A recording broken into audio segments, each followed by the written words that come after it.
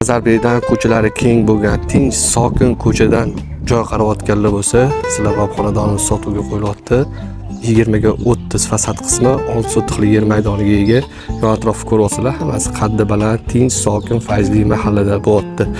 Manzilimizga endi aniqlik kiritadigan bo'lsak, Nazarbek postidan 1 kilometr atrofida kirib kelasizlar. Ko'pchilik biladigan Arka ko'cha bo'ylab kirib kelinadi.